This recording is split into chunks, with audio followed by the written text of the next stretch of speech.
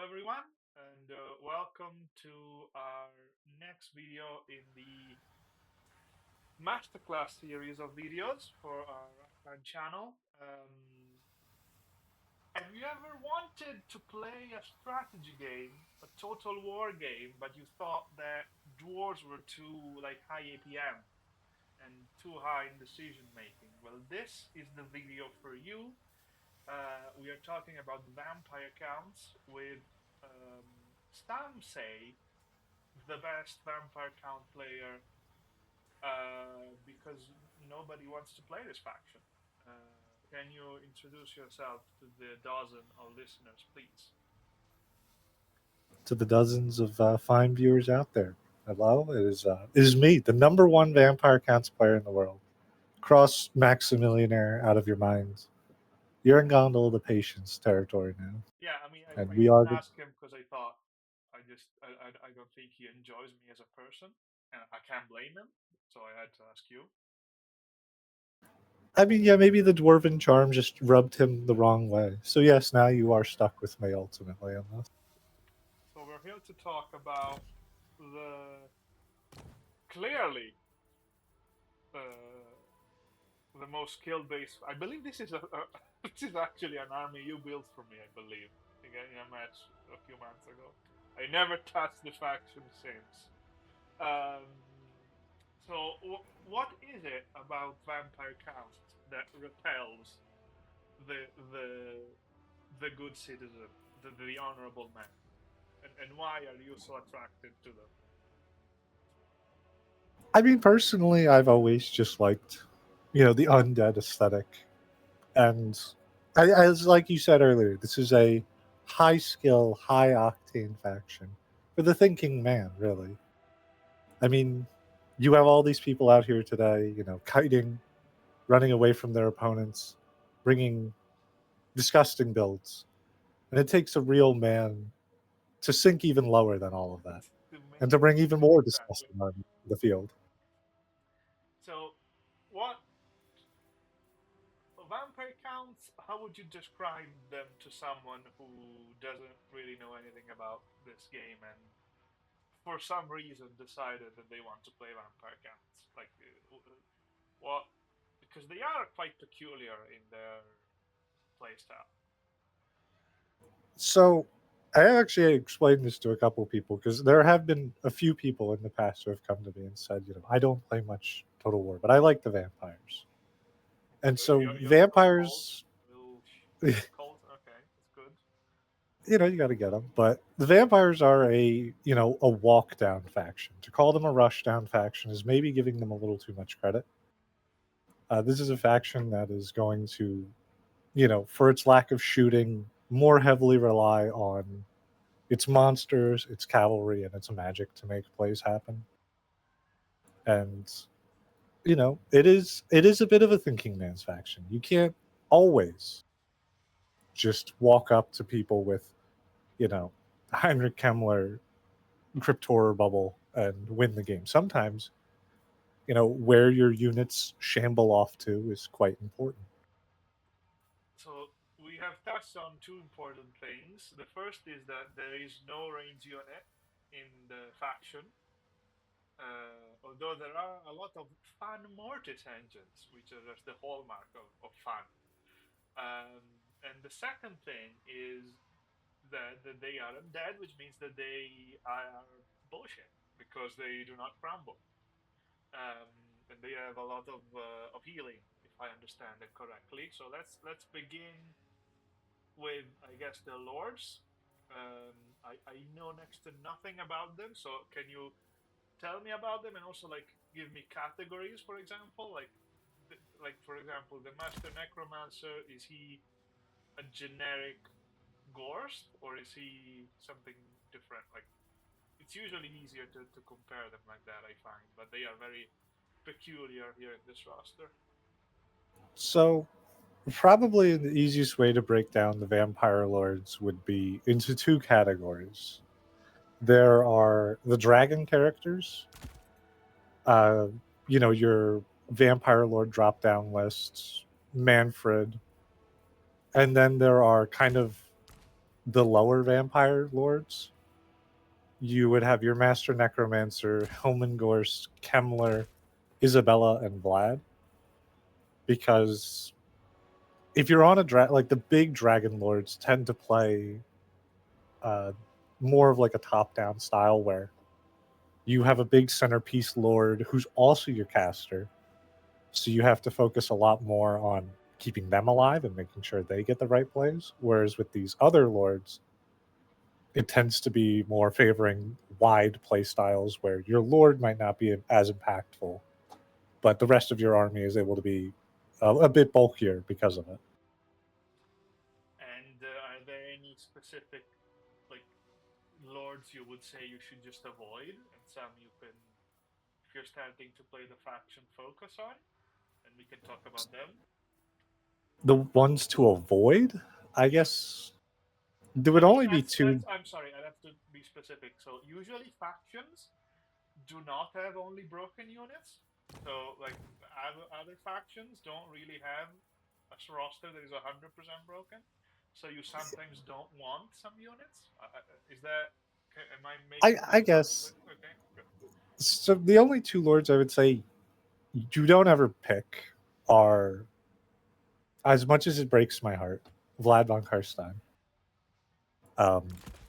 He kind of falls in this weird category of being, his big thing is like he's terror. He's terror on foot, and he heals probably the most ridiculous amount of any character in the game. With his Blood Drinker item, he gets a 0.2 heal, which if you are familiar with it, the Nurgle Chaos Sorcerer had a item similar to this, the Crown of I don't know, the Crown of Green shit, I don't know, but they nerfed that item. He actually now has, I believe, less healing and a fire weakness. Yeah. This is that without that weakness. And Vlad, like every vampire character, is also going to have an ability, the Hunger, which is when he's in combat, he gets a 0.1 heal down in his little abilities section. So if you combine these two things, Vlad heals twice the amount of some characters, meaning that in theory, he sticks around forever. He doesn't go away. And he just slowly chips away at your opponent's army. And it sounds incredible. It does. However, if you, that's just not enough. It's not enough because unfortunately this isn't Warhammer 2 land battles where you can have Vlad sit in the middle of the arena for 40 minutes, grind down your opponent's army. Vampire Lords, like I said, kind of occupy like a utility role or a carry piece role. Vlad finds himself between those two things. Terror and his inability to be killed makes him a very stalwart unit to lean on. But because he's a foot character, he tends to get stuck everywhere. He gets stuck on Spearman. He gets stuck on an Empire Knight trying to pull past him. It takes ages for Vlad to get anywhere. And when he gets there, it's usually 5 minutes too late. And he has to waddle to the next place. And you just do that for 20 minutes. You come out of the battle. Vlad has 300 value.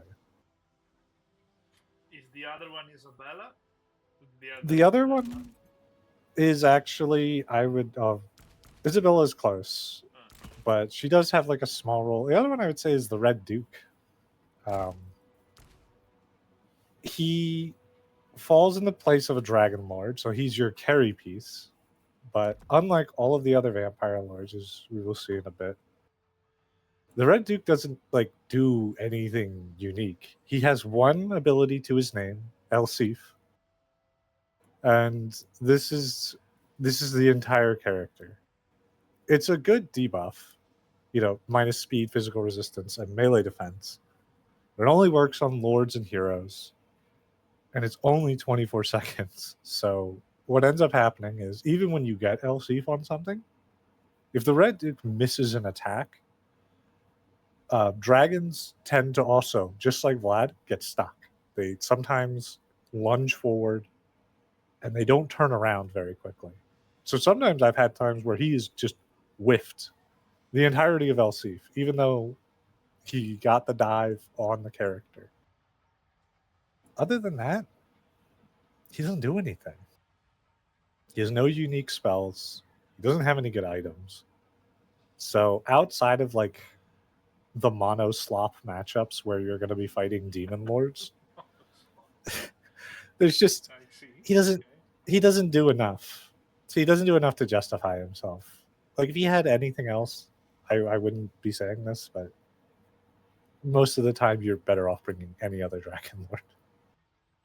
So the Dragon Lords are the wait, what are they? They are Right next to Kemler. Wrong one.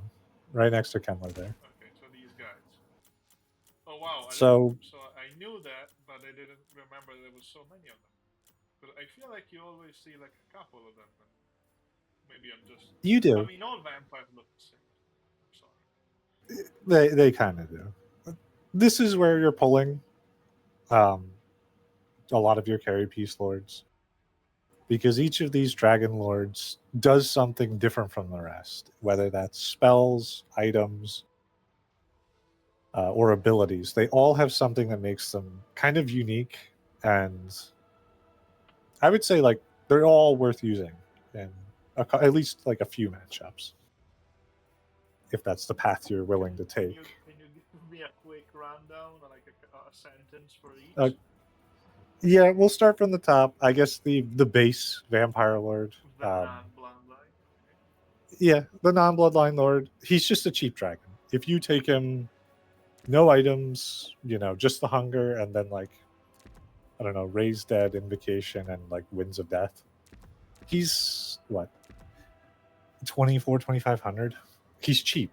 He's cheaper than other dragon characters. He's still a dragon. You get your breath attacks, and all undead dragons also have a special innate ability, Swarm of Flies. So it's a constant -5 melee attack. A bit like But that's kind of, Nurgle thing. yeah, like a Nurgle character would have. Except Okay. they get like a different fly based Yeah. ability. Yeah. But he's cheap.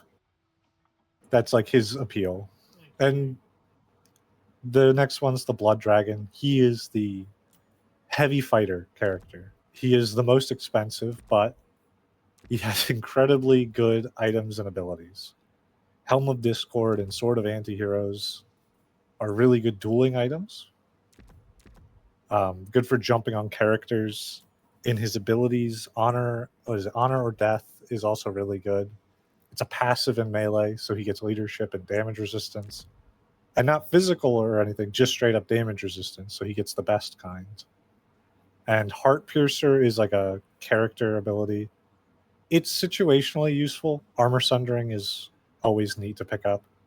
But this guy you bring if you are expecting like to fight a character like Skulltaker or maybe not Kugath, but like another big character. Like if you're gonna fight, this is the guy you usually end up bringing. We haven't really talked. Let's give ourselves a moment to talk about the lore of magic that the vampires have. Their unique lore. Is this unique? I guess to them and the other skill faction, the vampire Yeah, pirates. it's Um, it's what? unique to them, and yeah, the Vampire Coast has like the same lore, but they get like a different summon. So the spells can be broken. They're all good spells, honestly. Another win for the vampires is Yeah. none of your spells are like terrible. So you have Invocation, which is just healing. It's a raw healing spell. It's cheap. You're going to be using it a lot because the vampires take a lot of damage. And to keep your carry pieces alive, this is necessary. It also has a unique attribute over other healing spells where it reanimates models Oh when fuck the units. you! I didn't Yeah, realize. it's so awesome because like you can have a Blood Knight at a quarter HP, quarter models, and you can just slowly heal it and get it back up to like 3/4 HP, over half its models. And it makes a huge difference for cavalry units and a few of their other monsters that everybody loves to see on the battlefield. Every The time Hells I see is something more, bro. Okay, what's the hell's dance macabre? Okay. this is probably the worst. And there are haters out there who say this is a bad spell. Don't ever cast it. And to them, I say it's 4 winds of magic. Grow up. Yeah, Uh, uh, it's 4 wins. Like, It's literally nothing. It's a 25% speed boost, 24 melee attack. It's useful for being able to catch up to things. Vampires are on the slower side. So getting your Black Knights or Blood Knights, like that extra speed boost, that extra juice can really help them. But it's just like a buffing spell. If you overcast it, it's an AoE. So sometimes it can be useful to cast on like a pit fight because vampires do blob up a lot and you can hit a lot of units with this. But otherwise, it's the most niche of the vampire spells. The next is. Do you mind tabbing out of that because this is I just wanted to annoy you. loud? Okay, Thank you. But the next one is another spell. The haters will tell you this is broken. Yes, the But haters will. The haters. the vampires can, as you could guess, summon zombies from the ground. Overcasted for 2 more winds of magic, summon skeletons. But zombie summons are a core part of the roster because you don't have range. It's always going to be harder for you to shut down ranged pieces than other factions. And being able to plop a zombie summon on top of them is like the only counterplay you have usually, besides like a couple other options. But the zombie summons are incredible. They last like They I don't last a know while. 1 million seconds, and the only drawback is there's only 7 of them. Gaze of Nagash is There's there for only those of seven. us. That makes sense. Yeah, only seven. I get Only it. 7. Only 7. Oh, okay. Gaze of Nagash is there for those of us who love to cheese a little bit. This is a sniping spell. It overcasting just doubles the numbers of projectiles, which you should always be doing. It's karmic justice in this world. There are caster horses everywhere. You know, 500 gold running around, and being able to 2-tap them with 2 overcasted gazes of Nagash it feels good. It's even better when you can do it to somebody's lord, because if you kill somebody's lord, there's the big leadership penalty, and all undead units at base cause fear. So there's an inherent extra leadership drop. So a lot of times you'll see people kind of leaning heavily into sniping on low leadership factions like Beastmen, Greenskins. Not Norska, because Norska doesn't care about anything in the world that happens to them. Norska doesn't care about. I dread the day of the Norska Masterclass. You could kill a Norskan Lord 100 times, and I think it would actually improve the morale of the Norskan army. Yes, they summon every time a Norska Lord dies. They summons a bear man on the corpse, and a dreadmaw on your cannon. And a dreadmaw. And for those aspiring out there, especially maybe, I hate to say the word, vampire cosplayers, one overcasted Gaze of Nagash destroys a hell cannon. Keep that in mind. That's actually really cool. Because looking for ways to snipe hell cannons is, I think, one of the main things you want to do when trying to against Warriors of Chaos. Every single time, every faction you play, one thing you must know is how do I efficiently one-tap a hell cannon. So that's And actually a really good tip. It's a little bit of, it feels good to be able to show a Warriors of Chaos player that in game. But on to the next spell. Another exciting one. Sorry, did you say like one overcasted? Is that what you said? Yeah, one overcasted. Okay, so Curse of Years. Curse of Years, another niche one. The haters will say, don't cast this. If WOM efficiency, they're counting little numbers on their screens. And I say to them, this spell fucks. It has, a pretty long duration for a debuff spell. It's a area of effect, and they actually tacked on a new effect to it when it was added into the game, the silenced effect. So I find it useful. Usually probably on like the Blood Dragon. I've brought it a few times. There are a lot of powerful, caster carry piece characters, and who rely on spells in combat to heal themselves or ward off damage. And it's kind of good to when you can catch them, completely cut them off from their magic, while also slowing them down and lowering their stats. It's, again, niche like the Hells, but it's 10 winds of magic. So, are you really losing anything? I don't think so. I say Fair enough. use this spell more. Fair enough. But I mean, it makes sense, especially on the Blood Dragon, because then it helps him reach the target as well, and he can't do anything. Like Yeah, it it's compounds it's his good. other sniping It's stuff. good support. And the final spell in the lore of magic, I think everybody hates this spell. Yes. I've been told many times, I've been called many things: a bad person, a horrible person, a degenerate cheeser, but I still love this spell. Winds of Death, if you believe it, there's actually no undercasted version of this spell. It shouldn't ever be happening. Also, you It's should always overcast it. I thought it was the. You should always. So the numbers look. It doesn't look. It doesn't Yeah. look good to Okay. some No, people. I see it. I see it. I see what you mean. I see what you mean. Yeah, it's for some reason they've programmed Winds of Death undercasted to do exactly 5 damage to any unit it hits. I don't know what it is, but it just. I've never had an undercasted Winds of Death do actually anything. It, like, if anything, it heals the opponent. But But the an upcast, overcasted, it just deletes most things from. yeah, From overcasted Winds of Death is equivalent to a nuclear it bomb. puts a unit into reserves. It doesn't deal damage. It just translates them into the reserve pool for the opponent. It's so awesome. It's a higher risk spell. It's a 5-second wind up, but you would actually not believe how many people don't see it in time. And even if you partially dodge it, the amount of damage it does on a partial dodge is still like 75% of health on infantry units. It's just like it's a spell I find that I bring in almost every game. If I'm using like a support character, you always bring this spell because that's like their way of getting value back. Okay, so let's talk about the Lamian, which I believe is it's the one with the thing that the Lamian has. If I can interject, and I remember correctly, is that it has a bit of a mixed lore, while the others mostly have. Okay, so I completely talked out my From ass. yeah, Not so. from the Lamian Ignore on, me. Okay, do talk. they're all going to, Translator.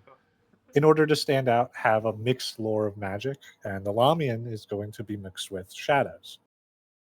Now, I think in a great deal of oversight from CA, they actually managed to not give this character Malkods or Pit of Shades, Well, which would I have mean, skyrocketed her.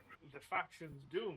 You you can't have It's over. Liberation, It's over. Reset, Winds of Death, and Melkoth on the same character. I mean, It's why even crazy. try? So this is a character you honestly see more on the Hellsteed than the Dragon. She's like a weird air duelist. I don't think she's bad on a dragon, but the Hellsteed, it's like her abilities are unique. Lightning, what is it? Lightning reflexes is speed and damage resistance. So she's very good at chasing down things. And seduction is an AoE debuff, which is minus speed and minus melee attack, kind of like Curse of Years. It is pretty much just Curse of Years, but she's like a good hunting character. You're against vampire counts. She does a decent. You're going. What's up? No, I was saying she does also have decent weapon strength for what I assume to be a wizard character in my head. When I see a Lamian, I think wizard. Yeah, As a vampires in non-vampire. general are going to just have like crazy stats because they're the center, they're the focal point of your army. Oh, I thought you But were gonna say that the focal point of the game, but yeah, also of the yeah, army. of the army. And what this game I was won't go made that for. far yet. Okay, okay, and the protagonist. Okay, But the this Necroc. character's one. The Necroc is this dude is a nerd. He's a worse combatant than the rest. He makes up for it, however, by having not one, not two, but 3 lore passives to his name. And then all at once, he can proc Wild Heart, Life Leeching, and Curse of the Undead. is that So a this thing? dude is built to cast the first 3 spells in his lineup Just the passive? entire game. Yeah. Yeah, just spam spells. He's I've used him on a dragon in a few matchups. He's another Hellsteed character where like he flies around, he spirit leeches, he invocations, he occasionally jumps into hit because he's still a vampire. But he's definitely one of the characters, other than one other, that is like dedicated to just casting spells and casting lots of them. This is the ugly guy. Yeah. This is the ugly guy, and he actually, it's kind of crazy. He kind of mogs the DLC counterpart. So in the game, when the DLC came out, you got the Strigoi Ghoul King and the Strigoi Vampire Lord, and this dude is just straight up better than the Strigoi Ghoul King. Okay. And this is a sniping character. The Terrorgeist is an anti-large, non-crowd clearing monster. Its breath attacks are genuinely awful, and their best use case is to be casted on like an SE, whereas a dragon's breath attack is better for clearing out like a clump of infantry. In return, the Terrorgeist has infinite mass and actually incredible pathing. It like just will force path its way through everything and everything. And the Ghoul King also has not only a mixed lore of magic, but one of the first of a few unique summon spells. In return for not having a zombie summon, he gets Command of the Unliving. Instead of 7 summons, he gets 2, but he gets to summon Crypt Ghouls, which it's actually very useful because there are certain factions with certain archers that are green Mm-hmm. that just butcher zombies and skeletons. Same with a certain faction, Norska, also just kills zombies. So being able to summon a high DPS unit on top of them in exchange for a more expensive spell, it's like a weird trade off. The summons have to be more impactful, but they just in general can be more. If you overcast this, you can summon a unit of crypt horrors, which also has its use application. Oh, but well, at least they cost 16. Yeah, it costs 16. It's a heavy investment, but it also plays into this character being a lord sniper. Like you have Spirit Leech, Gaze of Nagash. Um, your Terrorgeist regenerates. So like this guy is perfectly suited for being able to hunt down enemy lords.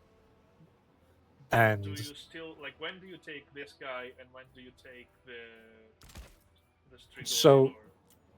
the Strigoi, this is the one you take all the time. You never Oh, take the okay. Ghoul King. Okay, so you were This guy glazing. just has like Okay. this guy. Well, they have the same things pretty much. It's just what this guy Oh, has it's still is fine. a built-in ability that is the Ghoul King of Assurin over in his little abilities section. The Strigoi Ghoul King actually gets dog and shit as his abilities. This Oh, guy gets a you have to pay 32-second twice. long invocation. Yeah, It's broken. yeah, Like because you can be so aggressive with this character because you can just pop Invocation of Nahek for like twice the duration and dive in, and you just get to live your best life. I guess And again, this character also we can end the regenerates. masterclass here. You can just live your best life, and that's it. It's over. The It's game's like over. th- this guy can be almost in every matchup. There's never a matchup where you either don't want to snipe a character or there's not going to be some giant monster for him to fight. He's safe. He's like the safe carry piece character. But there's one other character we'll discuss in a minute who's better. This guy is like bad. Yeah, He's this like seems like the Warhammer One version of these characters. he has one unique function to him. He's another mixed caster, but he gets beast. And he gets really not good beast spells. He only gets 2. He gets Flock of Doom, which is cute. Yeah, It's good against like dwarves if you're breaking like an iron breaker, like an iron drake box. and Grand Cathay if you want to just like cast Flock of Doom for 15 minutes. And he also gets a unique summon spell.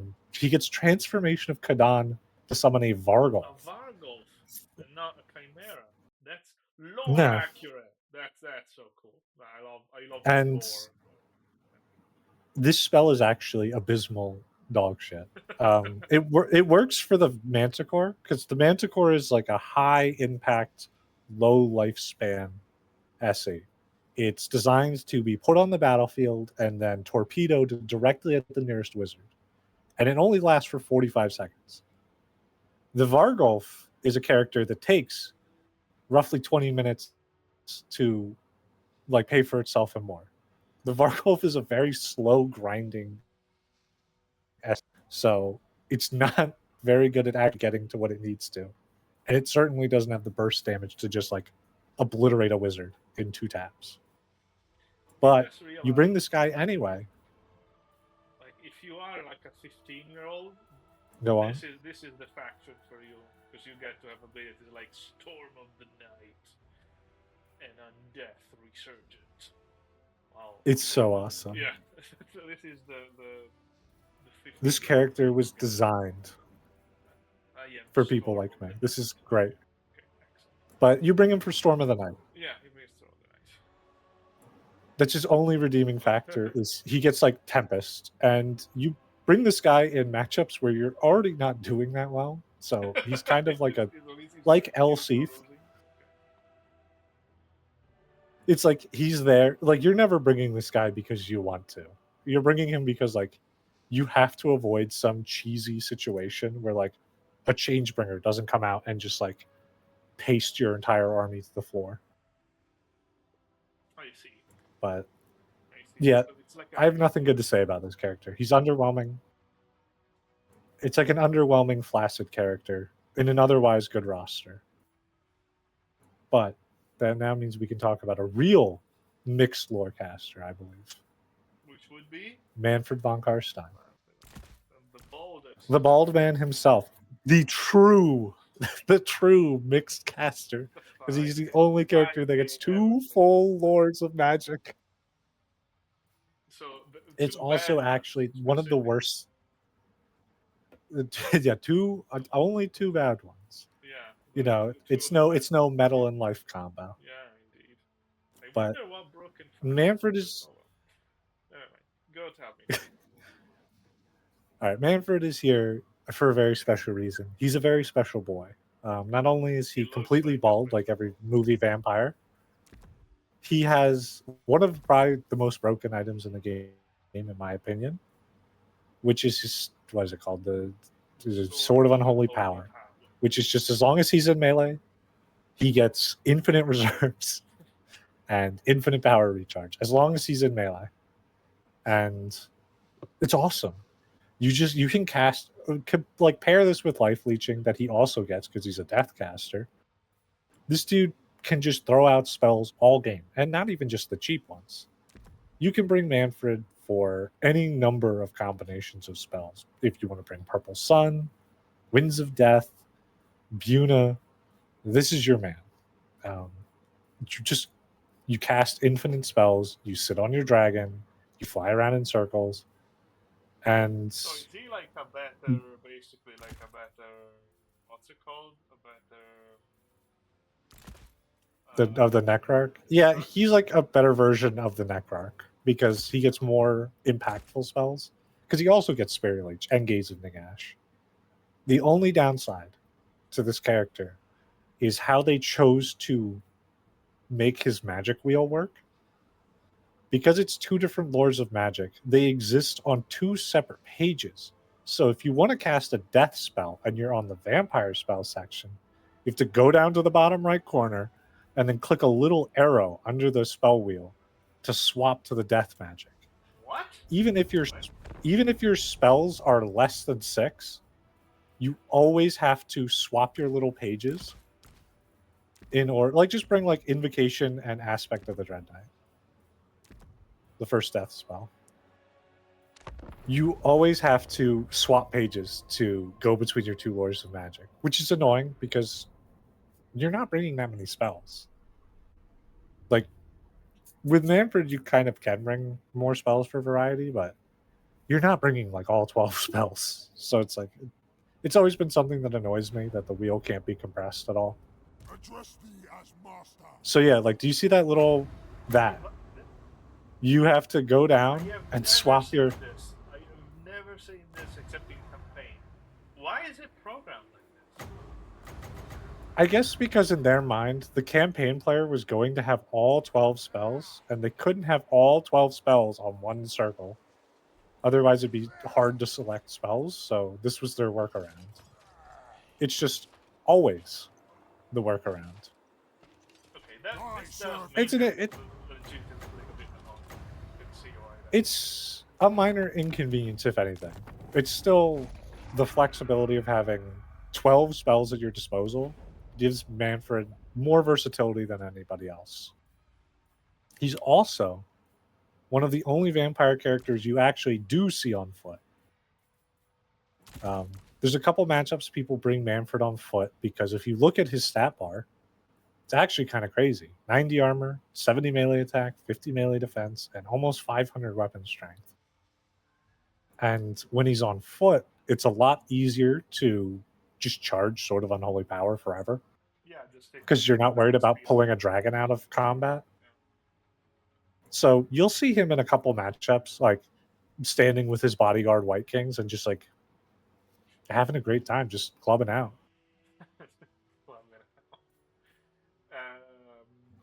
Let's talk about So- the three, like The three and the extra. So the Master Necromancer and Heinrich Kemmler I would like to put together because they're basically the same thing. They're just two sides of the same coin. These two guys are here because when you strip them down optimally, they're like 1,200 gold. Okay, so Heinrich Kemmler. Give me an optimized Kemmler loadout. So Kemmler on his horse, with Chaos Tomb Blade, and then Invocation and Winds of Death. So with Invocation and Winds Yeah. of Death. Okay, sorry. no abilities. So he's nothing. He's dirt. So Kemmler, his job is to essentially be a third corpse cart. His Chaos Tomb Blade is when he's in melee, it's regeneration and 5 melee attack to units around him. So he's there to be a third corpse cart and to overcast Winds of Death. I'm sorry. Why would you not take Raise Dead as well? Because he's on a horse, Kemmler does not get as many opportunities to get like a good zombie summon. It's not a bad thing. Sometimes I just take Raise Dead when I have the money. But typically, Kemmler doesn't actually want to be in the backline. He's kind of like a frail baby wizard, and he will explode to the nearest character looking at him. Oh, I see. But like, well, with dragons, you can pretty much guarantee. Yeah, with that they dragons- get what they want. yeah, and Raise Dead has a 50-meter range, so you have to really be on top of whatever you want to summon, unless you're I using see. zombies to roadblock. I see. Otherwise, you don't bring Krell. There was a time where I was bringing Krell in a couple of matchups. His unique ability. Krell is a monster. He's got armor sundering. He's got legendary lord stats. And he does last for like 2 minutes. Krell is just... I bring him sometimes into lizards. He's good at like beating on like a slow, fat dinosaur that can't really run away from him.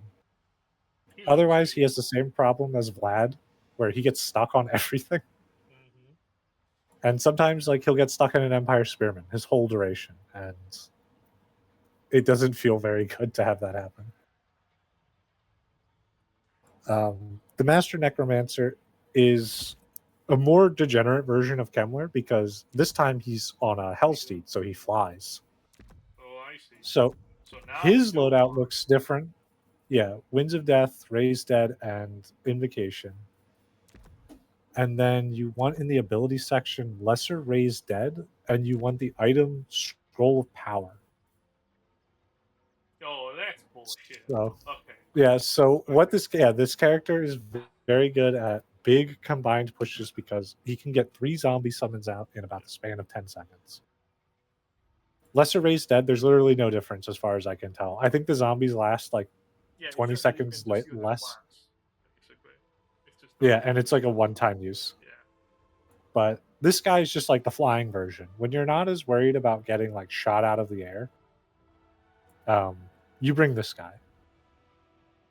He just flies around, drops zombie summons in the backfield, drops Invocation, and if he gets a good Winds of Death opportunity, he gets it. You know, Kemmler and this guy are good because they're safe. Vampires do not like losing their lords because their lords are typically very expensive and are also tied to their magic. And it very regularly decides a game if the vampire lord gets sniped early.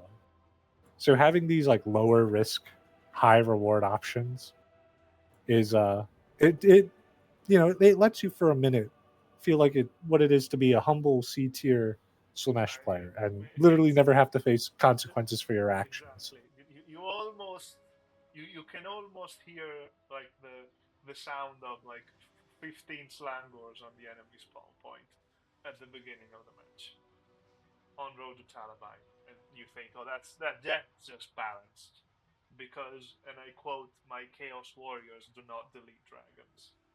Quote from a very special member of the balance thread. Okay. And moving on to yes, let's move on to maybe the most special man on this roster, Helmengorst. Now, at the offset, this guy looks terrible. First of all, he doesn't get Raised Dead. He gets the last of the unique summons, Awaken from the Grave. So he gets 2 Graveguard summons. What does modeling mean? I don't know. I'm gonna be real with you. I just read that for the first time in my life. Modeling? Maybe molding, somebody out like there. Is it molding like what I do, but spelled wrong? I would like to believe so. Modeling. Okay, let's stop it for a second. So, an American cartoonist. Got it. Excellent. I see. Okay. We learn new things every day. Yeah. So Gorst, other than that, he has regular vampire magic. He has the Liber Noctis, which is like a good item. It gives him a bunch of reserves in exchange for like nuking his HP for a bit. But he only has 1 mount. And it's one that you wouldn't think you would want the lord of your army on. The Helmengorst gets a corpse cart for a mount.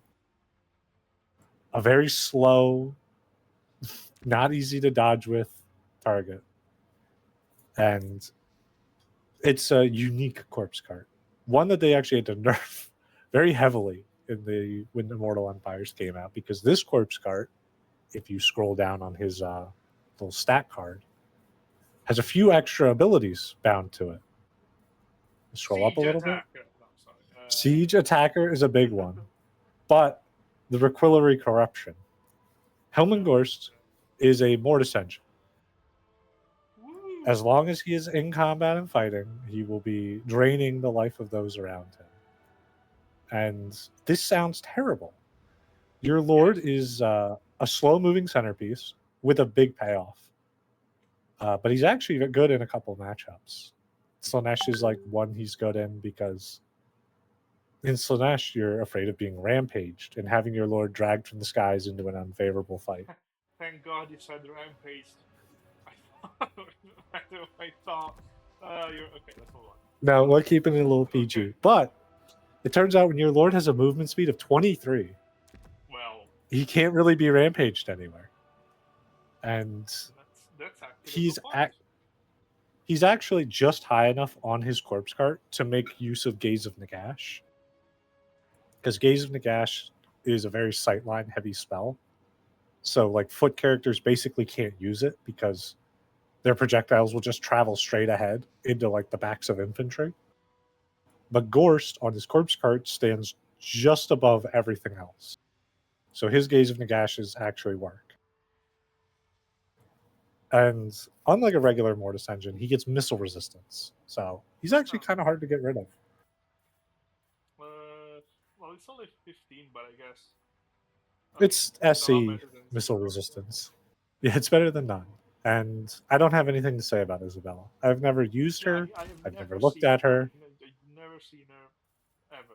It's just The only thing I can say about her is that her and Vlad share Master of Beguilement, which is like actually a really good debuff. It's actually a really crazy debuff. It's just tied to two characters who are never going to make that much use out of it. let's move on to the one of the most balanced units on the most balanced faction, the Viking, the heroes of the vampire. My boys, These are just my young heroes. what Thanes are supposed to be. Do keep I going. mean, this is the picture of like what people want foot characters to be. Yeah. They're impactful. They're not super cheap. I mean, they're not super expensive, but they're not like 350 gold, Grand Cathay Mana Cheese batteries. But they do, have one of the most based items in the game, Scab Scraith. If you ask the community, they will throw pitchforks at you, dunk you in oil. They'll scream. This spell needs to do half the damage. It needs to have a 3-second wind up.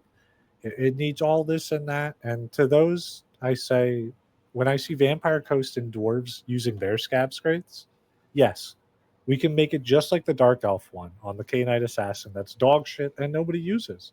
So there will be another item in this game that nobody uses and When is the later last gets put on time the you bounce had stock. seen the dwarf Scabscraft be used? I'll tell you why. Against In Lizardmen? my last tournament final, which I won because my genitalia is massive. Well, let's keep going. It is good. Yes, Viking, good. Right, let's Banshee. Sorry, I was like obviously the strength of the Viking is that it just never dies. Like it's a yeah, it never dies. throw at people Very and important. it never dies. And the problem is also not just Scabscraith Gondola. If you could fucking listen to people when they talk to you, is that it is tied to a unit that never dies. But fucking Thane, if you look at it wrong, it runs away. This thing does not. First of all, that's the point. Okay. First of all, have you tried being braver? Have your dwarves tried being a little braver? They have, but they just miss their DLCs, man. They just feel lonely. Well, One you're more gonna DLC have pass, dwarves. Nagash that will cost like 7,000, and will just It's going to be so awesome. nuke half the map with Gaze of Me. You'll have a spell called Gaze of Me, which will just delete half the enemy army. It's gonna be like a Dawn of But War enough about the humble and balanced White Kings. Yes. We'll move on to the Banshees. So, girl bossing it up has never looked cooler. Indeed. This character is ethereal. It's terror. They're fast at 60 movement speed for a foot character. They're kind of there when you don't need Scab Scraith. Like when there's a lot of heavy armor around, these characters are kind of just good at running around and sticking to things. That's it. Like they're and they like just terror slow plus accumulating -4. damage. It's It's fun really to bring annoying. these characters into Skaven and just watch the entire army basically just evaporate at the sight of it. Itself. Okay, that must be funny. Is it a good matchup, by the way? Like, just out of curiosity. Is Skaven a good matchup for vampires? Yeah. It's like I'm almost thoroughly convinced this is like one of the few like 100-Os in the game. I have not lost to a Skaven player in decades. And every time these degenerate rat men come to me with like a new somehow they've managed to break the SE rules in the game and it feels like they have infinity SEs and they still lose the match anyway and then they go to cry about weapons team. and then they just go back to the forums to cry that storm vermin need to be buffed a little more. Yeah, for the 19th time in a row. Okay. Yeah. We then have, I guess, the two caster heroes, right? The two magic boys. Okay. And if you had to pick one, which do you think would be like more useful, the necromancer or the vampire character? Well, I have seen necromancers a lot more, so I am assuming that's true. It's the necromancer because it has the forbidden rod, but I don't know enough about that. It actually is. You are correct. The Necromancer is there for exactly one thing. You take him with nothing but Forbidden Rod. Two of them stand in the on the corner of a point, blow their loads, and then get unsummoned. You do, They can at blow least their I loads do. 3 times in a 15-minute game, which is commendable. Kind of impressive, Yeah. actually, if you think I about mean, it. I take like 4 or 5 hours nowadays to recharge my load, my Forbidden Rod. So, But anyway, these guys have, other than that, they have one application, and that is again abusing lesser raised dead and raised dead. So you take them on foot like this, and maps like I'm thinking Jade 2, where you have like a forest that goes from Yeah. one objective all the way to the other. You take these two guys and you take them all the way around just waddle to them behind in, your yeah. opponent's home objective. And when you make your big push, they just start vomiting zombies out into the field, and you just basically send the zombies to stand in your opponent's deployment zones. What That's fun. like I've done that to a couple. I've done that to a couple dwarf players. It's actually really fun. Yeah, it sounds fun. I remember And the meeting we had afterwards, the Dwarf Anonymous meeting. It was it really was fun. good times back then. And But the then you have the vampires vampire worthless. caster. Yeah, they're kind of dog shit. I mean, I've seen Max bring two of them on Hellsteeds. I guess in theory, like literally stripped down to nothing just on the Hellsteed because they're still okay fighters. The problem is they occupy two lords of magic the vampires do not really care about. Death, they already have three good characters that abuse death magic, and then shadows. Nobody cares about casting Malcots who plays vampire counts. And Pit of Shades isn't enough of a give me option to bring an entire separate casting character. And they're expensive. Like if you strip them down to nothing, they're still like I don't know, like what, 650, and then you put them on like a Hellsteed or like a horse. They're like all nothing, just a Hellsteed. They're already 1100, and it's like it's not worth it. Their abilities are not good. Dark Benediction is +8 leadership and an AOE. Okay, the vampires like don't. The corpse cards already do one this of the most important game mechanics because they're extremely fun. because they're based, and it's like Immortal Will is a self-healing item. But if you also look at this character's HP, it's 3900 because this is a wizard. Yeah. It's like there's no them and Isabella. They just like they don't have a point really on the roster, and they're like one of the I don't know 3 duds on this whole roster. Everything else is incredible. It's just like they don't have a place. If they had vampires, they would be good, but then people would enjoy this faction even less if you could have 3 characters flying around in the airs dropping zombie summons all game. That would be so. Yeah, people would love that. A beautiful tomorrow. Let's move on to the infantry. How can we do this in a way that makes some sense? So do we just go by tier? So do we? I'll take you. I will say you can break this up into 3 sections. Okay. Under the Crypt Ghouls, and then where the Grave Guards start. So Crypt Ghouls and Karen Wraiths are their own little section. Okay, so let's talk about this. So this is like there's nothing special about any of these units. Except that they never die. They have underwhelming stats and a lot of HP.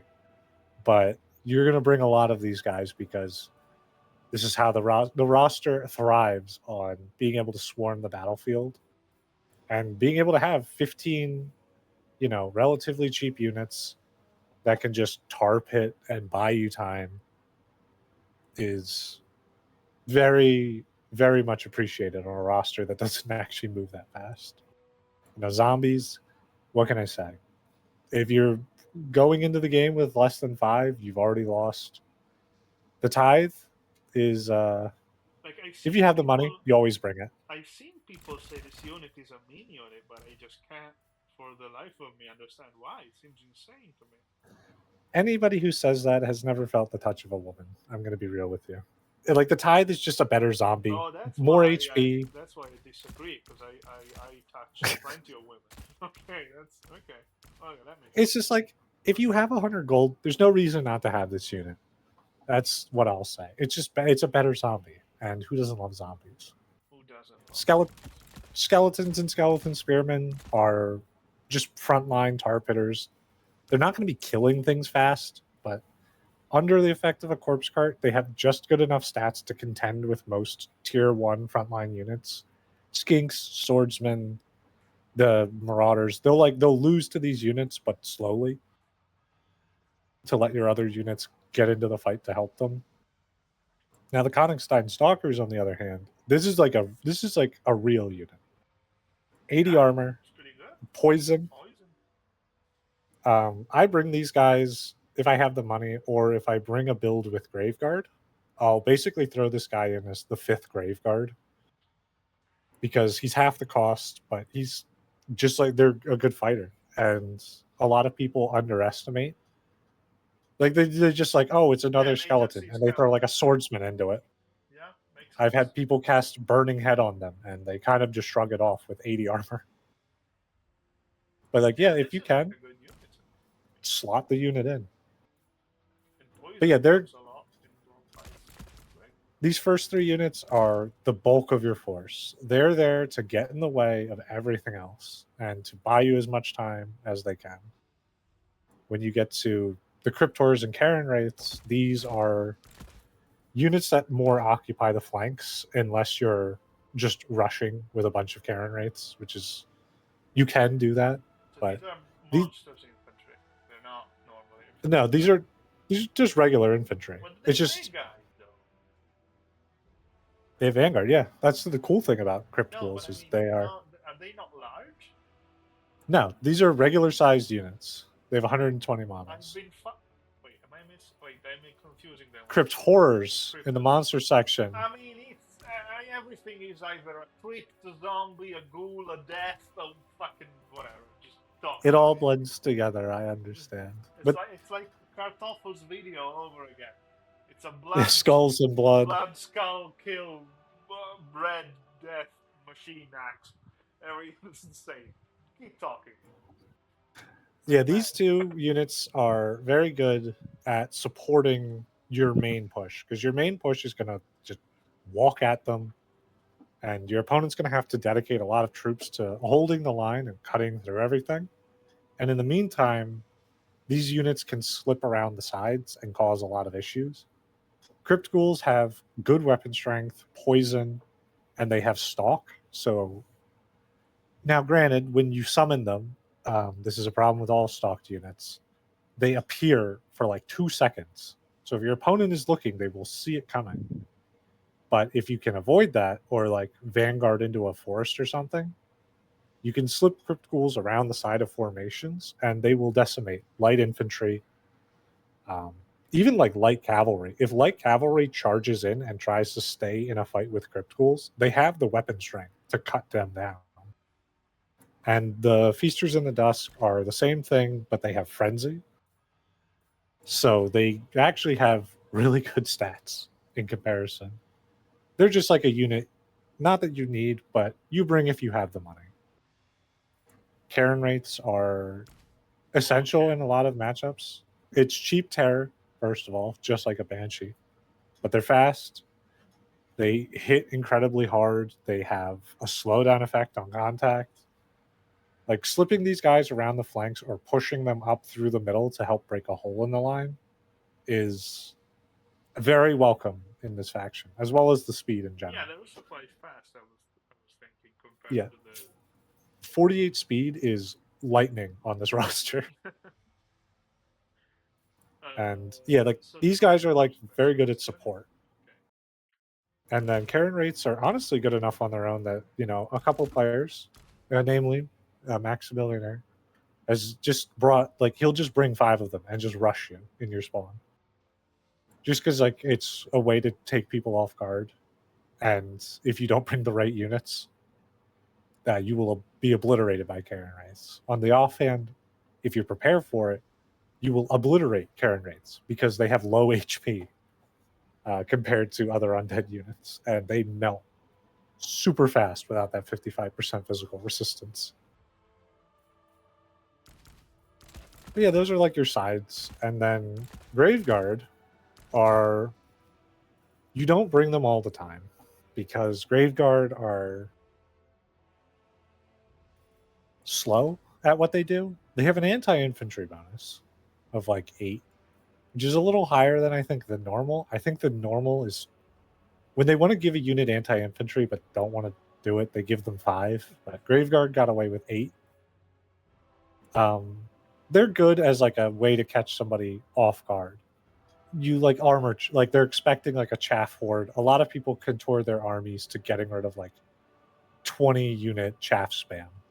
And then when you show up with a wall of Graveguard, it can really put a damper in that plan. Like Lizardmen is a faction you can sometimes just armor check at the door and, you know, wash away a million skinks as they try to swarm. And they variants, which is I don't think any other faction has. Chaos Warriors do. Chaos Warriors have a great weapon in in Halberd. Chaos Warriors, because why would you bring cool units when you can lol worm people? That makes sense. Okay. Yeah, we don't have to. We don't have to think about that faction right now. We can focus on the positives. Yeah, we can focus on the good faction. Vampire counts. Okay. Despite there being 3 on your screen, there's actually only 2 variants because the halberds are awful. It's a lie. Okay. It's something about them. I don't know if it's just because they're 22 melee attack, but really? it's super low, and I don't know. I've tried them into Tomb Kings and the Lizard Men. They feel awful. I guess it's because they're tightly packed too, so they're like they get obliterated by spells. But yeah, these guys I just don't think are worth bringing, pretty much ever. But the great weapons are awesome. When you have to cut through a lot of armor, like dwarves, Cathay, they're just like a welcome addition. Extra armor piercing. And the Sternsmen are just like, I don't know, everybody swears by this unit. Good stats, regeneration. I still think 300 is sometimes steep to pay for some stats and regeneration, but I will admit these guys stick around forever. Because if they're fighting under like an unholy lodestone quartz cart, expert charge defense. Hey, you know, a little something. But yeah, they stick around forever. That's like their big thing. So typically you'll see like Graveguard walls where it's 5 of them and then 5 zombies. You'll see chaff spam. That's kind of like the structure of a lot of vampire count armies. You don't usually see like a few Graveguard mixed in, but it still appears. You either go all in or you just don't care about them and you focus on the chaff. Yeah. Like Graveguard, I feel like just don't tend to be that effective unless they're in like large numbers. Kind of like Chaos Warriors and Forsaken, where it's like when you're armor checking somebody, you need as much of that as possible. I see. But they do look cool. Oh no, they're incredibly cool. The cavalry roster of the vampire counts is strange. I feel like I often only just see this unit and maybe a couple of X-rays, but maybe it's because I just concede to leave the match every time I see vampire count. But like, tell me about the cavalry. So the cavalry, yeah, like you said, is a bit strange. It's very welcome on the roster again, speed. But this is like where one of the only other duds on the roster lands in Hex Wraiths. I guess we could start with Hex Wraiths just because they're the most unique of the 3. Hex Wraiths are on paper incredible looking units. They're ethereal cavalry. They have 94 speed, and they did finally get it this game. They used to only have the magic attacks and the chill, but in the tabletop they have flaming attacks, and they finally got them. So they have flaming, magic, and slow on contact. They're terror.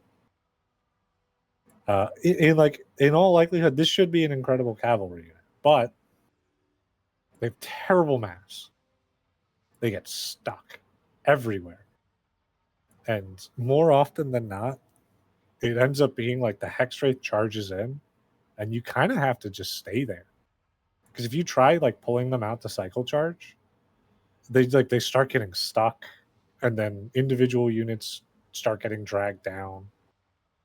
And I've had a lot of games where it's like I get what I think is a good charge into like a back of a big pocket of infantry, and as I'm pulling them back, like half the units just don't come with it, and the unit just dies. Thing, like the old Hellstriders, or is it like I low mass? I don't know what. I think it's like I don't know. I guess it has to be like low mass per model, because like other cavalry units don't have that same as bad of an issue as hex rates do. Their ROR is also terrible. You pay 300 more gold for the Chilling Aura, which is an AoE slug. It's a good ability. Don't get me wrong. Chilling Aura plus Frostbite is like minus 60% speed. Yeah. But you're paying 300 gold for that. You also lose flaming attacks because in classic CA fashion, when they updated the unit to have flaming attacks, the ROR did not get the same thing. Nice. Unless it's because they're called the Chill Geists and not, the Flame Geists. I mean, I guess, but these aren't exactly fire-looking people either. So, by that logic, like both of them have frostbite. They should. Whatever. Let's ask Groundbreaker about the lore. We're not going to think about CA's decisions too much. On to more traditional cavalry. Black Knights and Blood Knights operate, as traditional heavy shock cavalry. It's Black Knights at 950 are not incredible. This is such a weird unit. In Warhammer 2, this was like Black Knights were a 750 unit. They had like a little bit worse stats back then, if I remember correctly. But they were like an Empire Knight equivalent. It was like it's 100 less gold than an Empire Knight, but it had less charge bonus, and it wasn't as good to have a roadblock. Now they're 950, and having a roadblock like this is even worse. They're not bad. Sometimes the anti-infantry is applicable, like into Skaven. But generally you don't see this one because the Lances and Barding version is just way better. 30 more armor. Over double the charge bonus. These guys can absolutely obliterate low-tier infantry on the charge. So just to give them a quick, like, Black Knights are your anti-infantry heavy cav, and Blood Knights are the anti-large cav, is that correct? No. It's more of like a lower and higher tier cavalry. Black Knights are like an Empire Knight Reichsguard kind of equivalent, whereas Blood Knights are like a Dragon Prince, like Demigriff, like upper echelon cavalry. Let's see, the only anti-large is the lance. Yeah, the lances. The sword and board Blood Knights are the newest one. Every other lance variant. Wait, am I going insane? I mean, Knights of the Realm are lances. Yeah, like Chaos Knights don't have anti-large. Like Bretonnian Knights have anti-large. Demigriff Halberds have anti-large. But regular Blood Knights have a sword and shield, so they're an anti-infantry unit. Okay, so they have missile resistance as well. They are very good. These guys they are very cool. But before we jump too far ahead, we have one more middle child to cover. I need my cool-looking man in. I'm sorry. So, another important thing to note about Black Knights is they have one advantage over Blood Knights, which is they have Strider. So they don't take force penalties, which is actually something almost nobody knows about. And you can regularly take advantage of this. And their ROR is just another Warhammer 2 ROR. You pay 250 gold for stats and regen. If you're only bringing one Black Knight, I would say like this is probably the one, just because the regeneration is like it's useful when you only have one unit to worry about. But if you're bringing more of them, I wouldn't take the Varix Reavers. I'd just take the two of the regular ones. On the other hand, the Blood Knights are your elite variant. In the same fashion as Black Knights, you have an anti-infantry version and a lance version. Blood Knights are expensive, but they come with a lot of nice passives. Frenzy, so they get extra stats when their leadership is high. They get the hunger, so when they are they get the hunger because these are, I think, vampire nobles. So just like a vampire, they heal when they're in combat.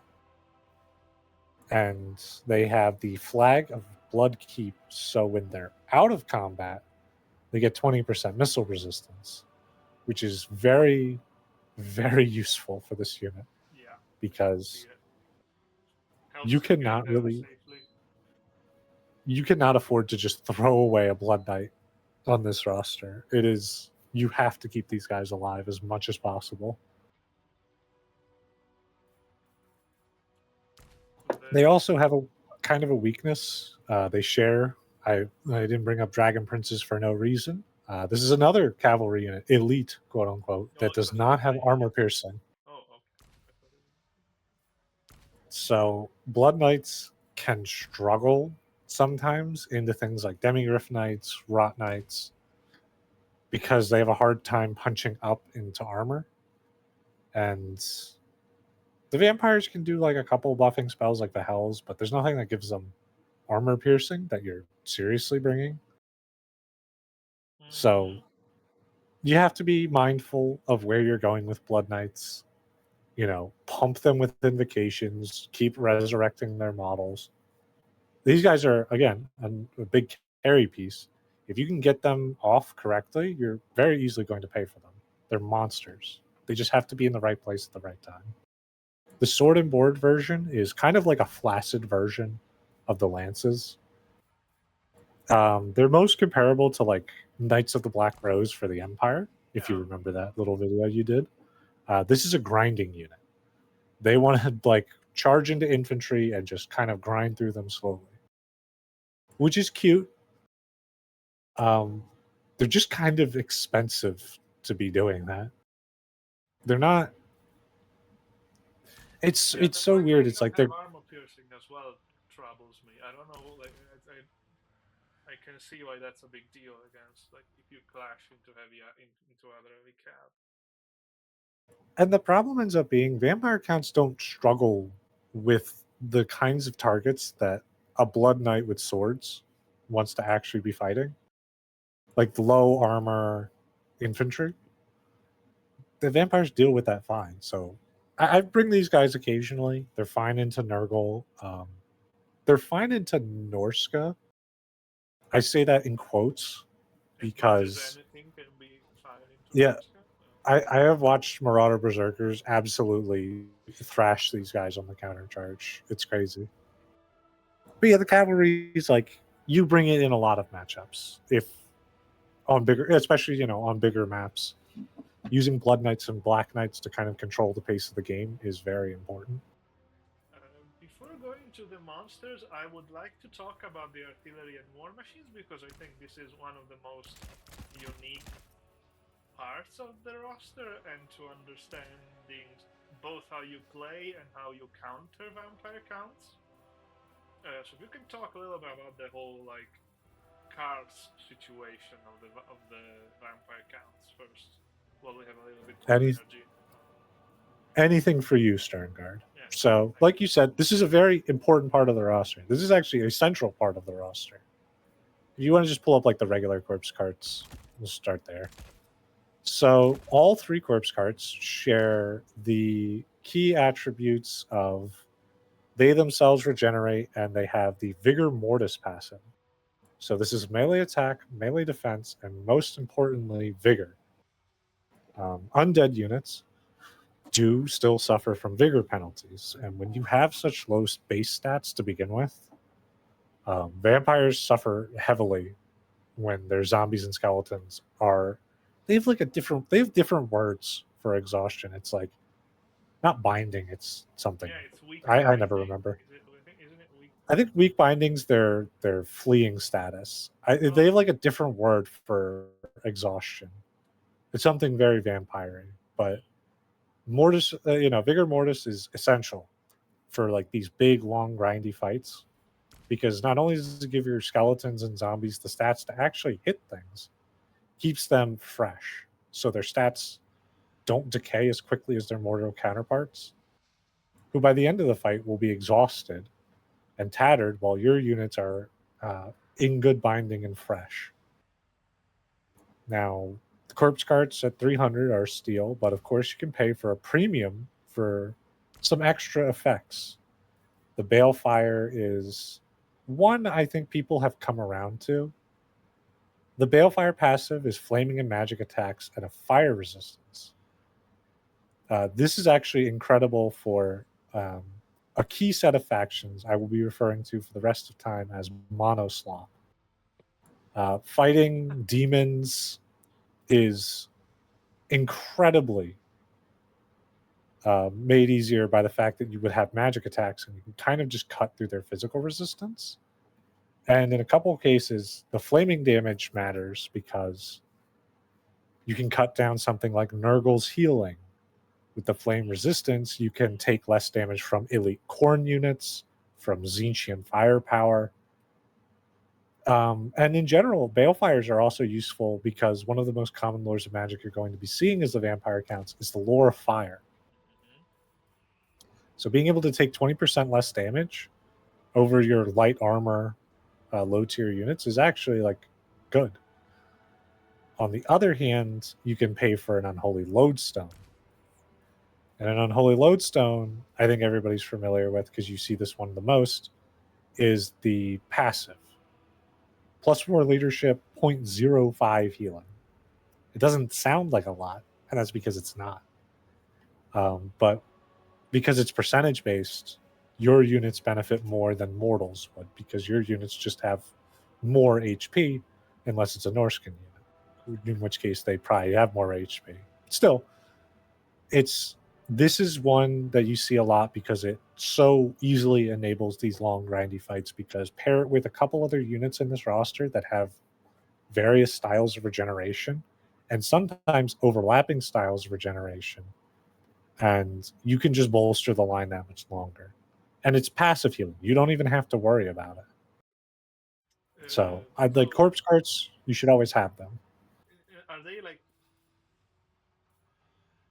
as far as I get it, you would just, when you do your one click per match at the beginning, where you go alt, right click on the opponent's home objective, right, at the beginning of the match, before going to take a break until the victory screen comes up, you're supposed to have your corpse cart like spaced somewhat evenly behind your front line to maximize the unit I try get affected, or I try to move them closer because the thing is, if you leave them behind the front lines, they become easier to shoot at or like easier to isolate. Corpse carts, you want like in 2 spots in your army, kind of spaced out from each other, and they kind of just want to be in a blob, not fighting. Although it doesn't matter if they fight, they have regeneration. You want them like as close to the front lines as possible because you want to hit as many of your frontline fighters as possible. And you also want them there so when your units break through, the corpse cart can stay with them while they push. You don't want a situation where you break the front line, but your corpse cart is lagging way behind and it ends up getting sniped because I'm going to be honest, you're not resummoning corpse carts. The only time you are going to resummon a corpse cart is if you have a last objective situation where you have a home point that's close to your deployment and you can afford to ahead of time send a corpse cart there with like a couple zombies and skeletons. Otherwise, when they die, they die. And it's an important thing to keep these things up as long as possible and as safe as possible. On the other hand, we have these guys. The Black Coach is actually not a support piece at all. It's just a anti-infantry chariot. So it comes with 3 special abilities that all have a ramp up. It used to be time spent in combat, but now it's based on kills around it. So it gets weapon damage, vigor replenishment, and damage resistance up to 40%. When this thing is like fully pumped up, it's actually kind of crazy. It does good damage. It's got a good anti-infantry bonus, armor piercing, flaming and magical attacks, and it causes terror. The only issue is usually getting it going.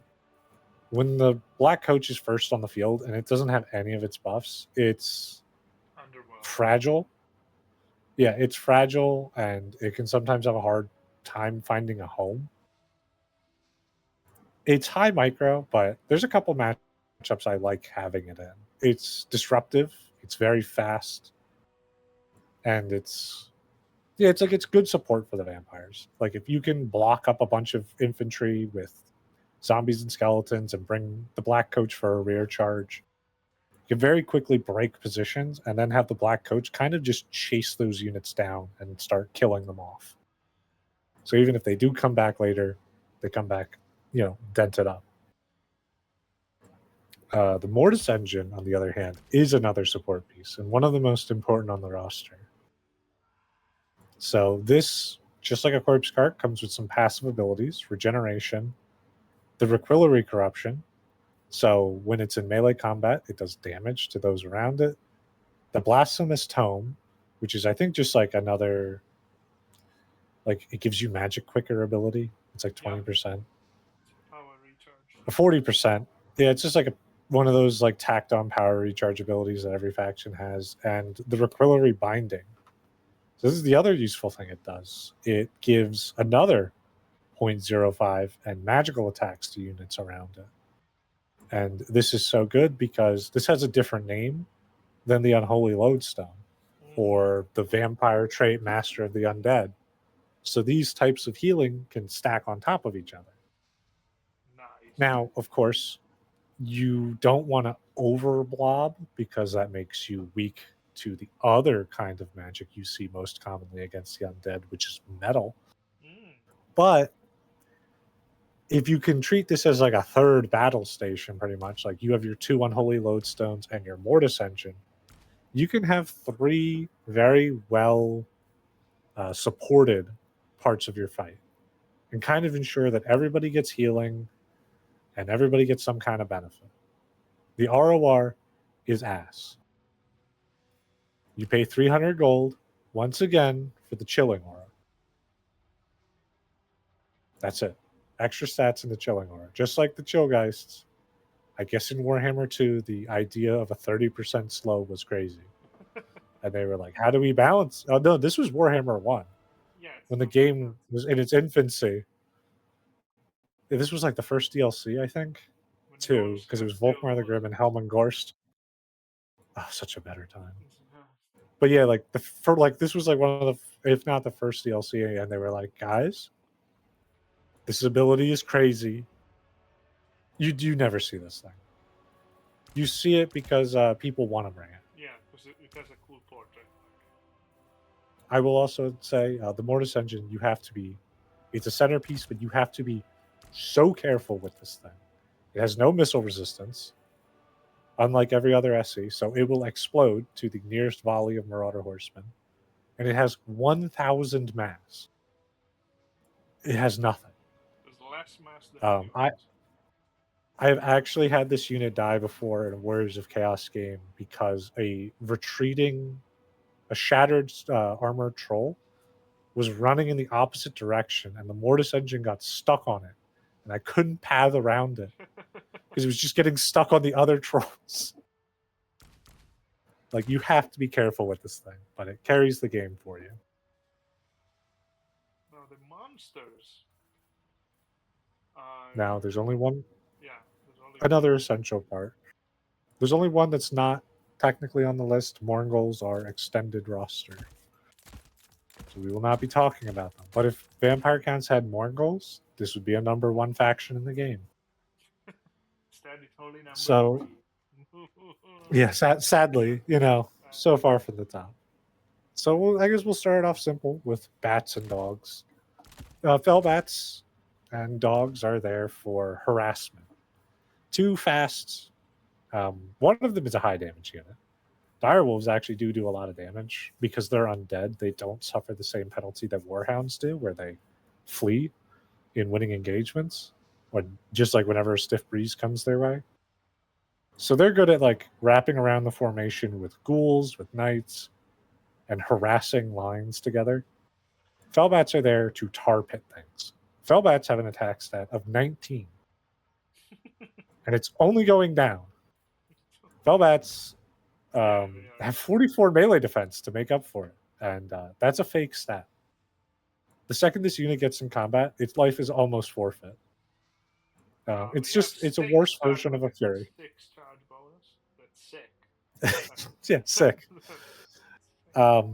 This unit is like, it kills artillery crews and like tier 1 archers, and the other amount of times you're basically throwing this on units that you need to deal with, but you can't deal with them right this second, or you're harassing a unit like a gyrocopter or a sky cutter with a bolt thrower that can't shoot while it's moving in front of it, and it's forced to run away. Not a good unit, but again, one you typically bring out of necessity. Direwolves, I bring 2 of them usually. Maybe you're the next Anticity out there, listeners, and you bring 4 of these guys to backcap your opponents. I don't care for that. Direwolves are just a straight upgrade in every way. Better stats, anti-large bonus. They're a little pricey at $625, honestly. But if you can keep these guys safe, like if I'm only bringing 1 hound, like they do a ton of damage. Like if you miss micro your outriders for a second, they're dead to the dire pack. If you're only bringing 1 hound, the way I play with them is like I put them under a Black Knight and I just run the 2 together, because Black Knights absorb the damage while the dire pack kind of filters in underneath them and kind of lets the 2 up trade into a lot of cavalry. So that's always fun. But yeah, never leave home without some distractions. And we have another unit that everybody has problems with. My boys. Cryptors. What are they? What do they do? What do they want? This is an essential unit on the roster. They're like trolls, except they have more HP and they're undead. You trade a lot of weapon strength. They actually hit like a lot softer than trolls. I think trolls have like 110, 120 weapon strength usually. Let's see what a Norskanized troll is swinging with. 120. So you have almost half of the weapon strength. But in return, you get the regeneration passive that trolls get, poison damage, and you're undead. These guys are sticky. They seem to never die sometimes, because when they don't get focused down and they can just sit in a blob of infantry, sit under a corpse cart and just beat on things, like they pay for themselves very easily, and they're a very big factor in most vampire count pushes. You're typically going to see 4 of these. Well, when you see any, there's not a lot of matchups where you only bring 1. It's usually all or nothing. But a very fun unit for vampires. Vargheists, on the other hand, they're unique. They are your air-based. They're an air-based counterpart to Cryptors. These guys are flying beat sticks. They have 100 weapon strength, heavy armor piercing, frenzy, hunger. Because these guys are, if I remember correctly, like mutated vampires. So they get the hunger trait. Let's check the lore. A vampire reduced and twisted to savagery. Gondola knows his lore. What you're going to be using these guys for, Cryptors are good at mashing on frontline troopers. Vargheists are incredible at dealing with cavalry. So when you're facing against Bretonnia, the Empire, or the myriad of other factions that kind of rely on heavy shock cavalry to defend themselves, these guys are your answer. You fly them around, sometimes with fellbats, sometimes alone, and you wait for cavalry to charge, and then once they like kind of get stuck in on your units, you countercharge with these guys, pin them in. Vargeist do a million billion damage. I've like watched them just obliterate Knights of the Blazing Sun.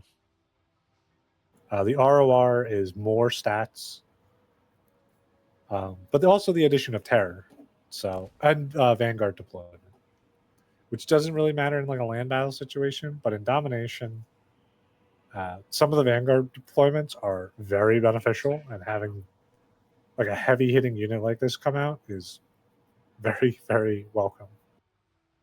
Yeah, these guys are great. They're hard to use.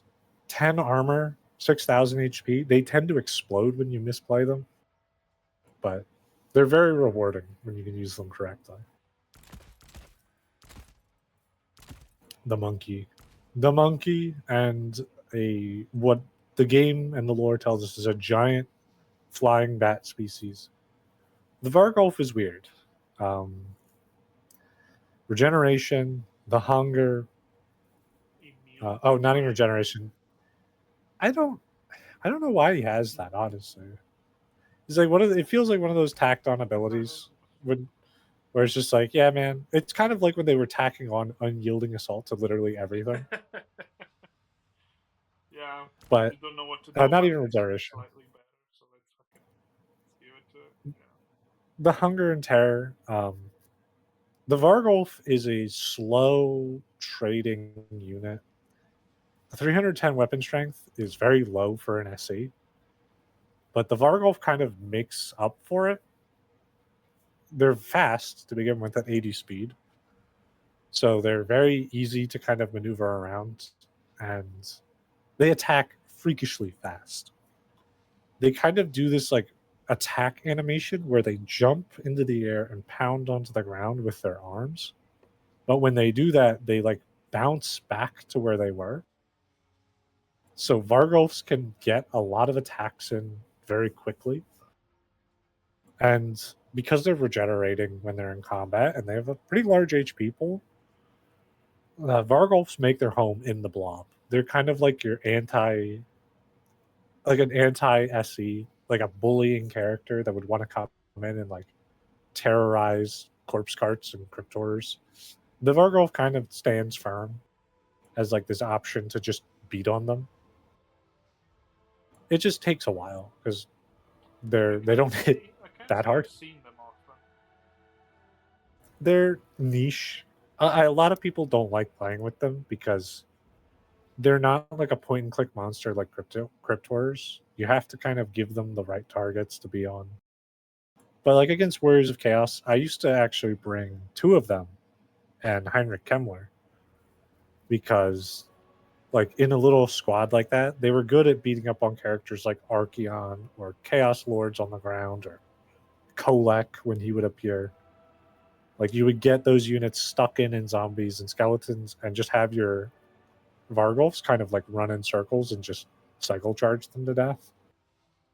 You see them against Slaanesh because Slaanesh doesn't typically bring the range to punish a monster like this. And they're big, exalted keepers. Don't like taking, chip damage all the time, and these guys excel at it. They're a niche unit, but just like the Black Coach, they're kind of fun to just like experiment with and put them into certain matchups. Terrorgeists alone are underwhelming for 2,000. On a Lord, as a Lord mount, these things are incredible. But standalone, like I said, the breath attack is really bad at dealing with infantry. It's more good for character sniping. They're good fighters. It's just to pay 2,000 for them it's not something you see often. And when you see these guys, it's usually an indicator the matchup is bad for vampires because then the vampires are. Yeah, you typically see it when vampires are trying to lean super, super heavily into like air control and lord sniping. So, yeah, I don't bring them. I like, yeah, like I said, I only bring them in bad matchups. I don't ever bring these guys for the love of the game. Now, before we go look at the replay, um, I am assuming that vampire counts love small maps or tight maps, or is there more to consider? So, you don't really want small maps. It's a weird thing. The vampires are very tending to be skewed in their matchups. It's like when you win, and when you lose, the vampires really lose out. And a lot No, of the no, factions sorry, that they can't really have lose out. insults on this. I'm sorry. Let's don't look at this. Fuck! It's all him. It's all Okay, that. okay, okay, okay. Okay, Keep okay. going. A good. All right, we're back to a real map. All right. Yeah, when the vampires tend to lose out, they lose out hard, and the maps that they lose out on are usually the really small ones. How Like, come? Because it seems like so it would tend to be that the factions that vampire counts lose to are factions like Chaos Dwarves, Nurgle, uh, Demons of Chaos. The Warriors of Chaos used to be like really bad, but I think it's a little better now. And those factions all typically rely on the vampire count player wanting to go to Altar of the Champions, like a really small. Is this the really small map? Yeah, this is a really small kind map, I think. small-ish. Like the points are all very close together. If I'm thinking about it right, yeah, this is like it's like all of these factions heavily rely on the vampire counts wanting to blob because they can overwhelmingly punish blob fighting. I tend to play on, not edge of the Darkwood when I can help it, but somewhat bigger maps because the more space vampires have to sprawl out in each direction, even if it means units sometimes aren't under corpse carts, it's better for vampires because you can more easily like wrap around your opponent's formations and you can kind of cut them off from their reinforcements. On small maps, you have no choice but to like walk forward and just grind with like Kugath Plaguefather, who's sitting there on the center point, rubbing one out, thinking about the 7K value he's about to get. So I would say, like, if you can help it, don't go to a super small map unless if it's against any of those factions. If it's against, and keep in mind, as always with vampires, that your army is not going to just uptrade, immediately, and you're just going to bulldoze your opponent's army. You typically have to grind a bit, and then you get to bulldoze your opponent's army. So if they bring like some super elite core that is like designed, tailor fit for you to just like grind on them so they can upwards trade forever, it's not going to work out for you. So I prefer more open maps. It just tends to benefit the vampire play style a little more. Funny enough. And what would you say? Like for me, from my experience, I know that, for example, dwarves feel very easy to play against, while chaos dwarves feels a lot harder to play against as counts. So, what would you say are like the two or three best matchups and the two or three worst matchups as vampire counts? So if I were to say the best, Skaven is one of the best matchups for vampire counts because you kind of just run over the entire army. The army is so weak to terror and so weak in general to fear that even storm vermin boxes can be dealt with pretty efficiently. Dwarves tend to be a pretty easy target for vampires unless your name is Grombrindle and you can continually freeze the game for 30 seconds at a time and I drop all of my attack orders. That's a really, I mean, only elite dwarf players can do this.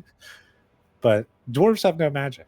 So dwarves have a harder time punishing a lot of the vampire count tactics. And when it comes down to it in the late game, dwarves funnily enough, are being kited by vampires, but like between objectives. Like you have Doom Seekers chasing after Karen Wraiths, Crypt Ghouls dragging around Slayers. It's a mess for dwarves. And honestly, like I it from personal experience, this last one, but I feel like lizard men are pretty easy. For a faction with infinite depth, I've rarely ever played against a lizard player and felt like my life was in mortal danger.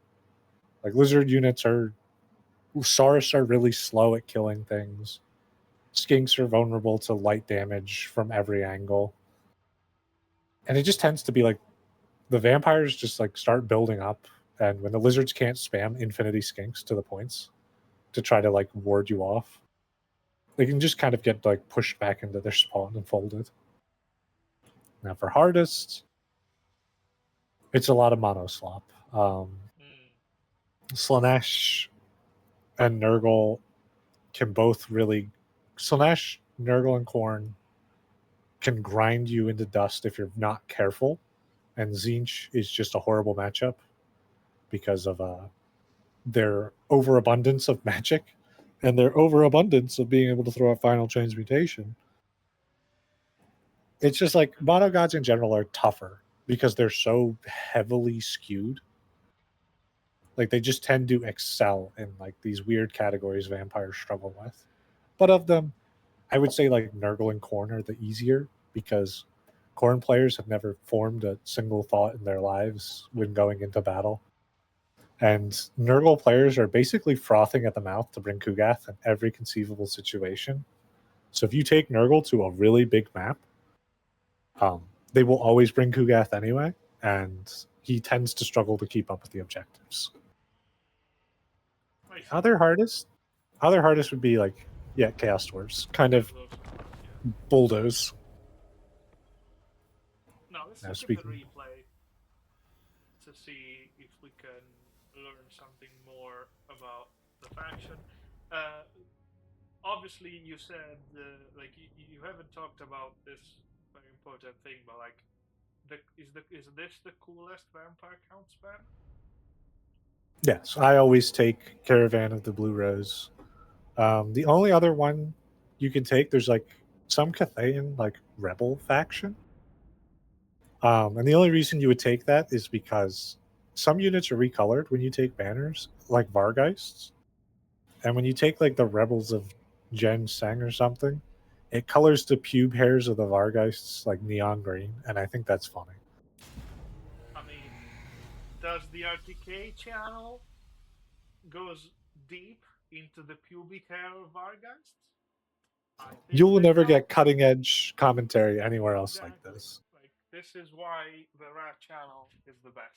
Okay, let's talk a little bit about the matchup. So from what you've told me, this is Vampire Count versus Khorne, so I would assume Khorne to be favored here, from what you've told me. Khorne is favored in ways. Wrathmongers are a nightmare to get rid of. If they bring Skulltaker, Skulltaker seems to sometimes be virtually immune to damage because he does his fruity little wheelies and he just jumps away from your dragon. Scarbrand is also a tough contender because he can rampage your Lord or your Mortis engine in and kind of go to town. Khorne is heavy metal, and they also punish vampires for blobbing because the army abilities for Khorne are based on kills.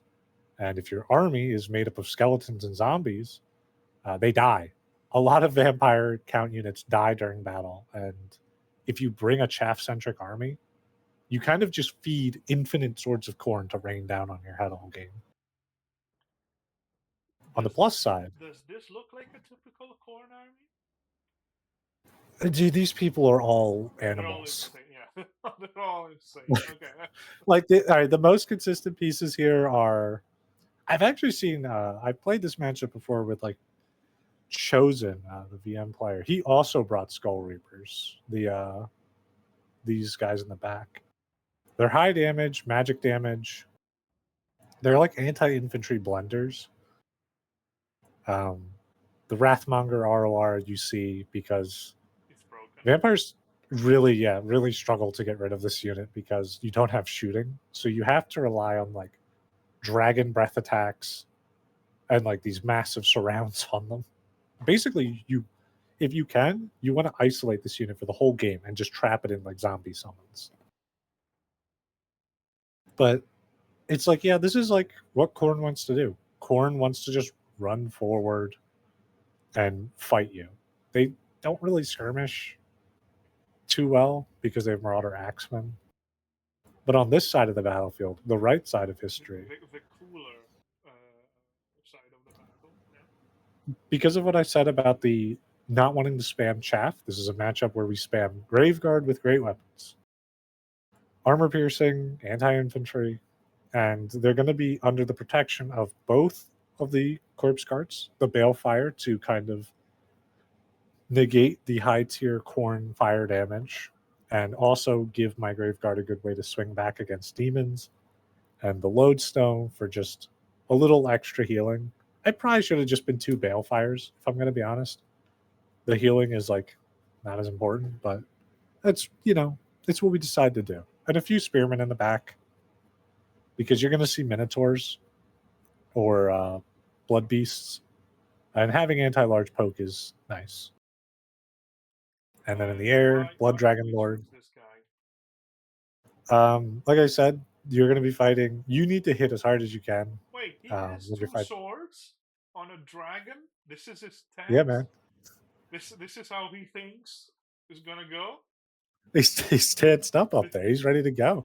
I mean, okay, do keep going. I'm sorry. The Blood Dragon is so when he can catch Skulltaker, the Blood Dragon is incredibly good at punishing him with heart piercing to sunder the armor. I didn't bring Sword of the Anti-Heroes this game because I didn't have the money, but Helm of Discord is also really good for just toning down Khorne blobs and kind of forcing them to play a little bit slower. But the game plan is basically the dragon's going to fly overhead, space out horsemen, and then when Wrathmongers get into fights, I'm going to try to like bubble them up so I can hit as many of them as possible with a breath attack.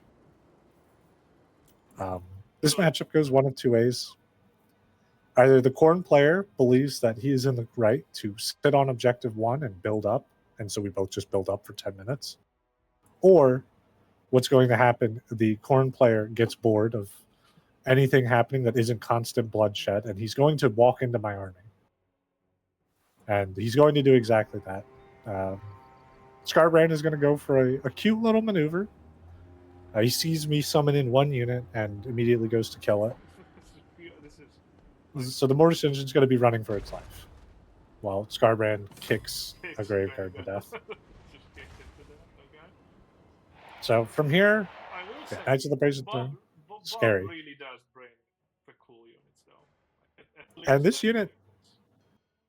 this unit does have a place in this matchup.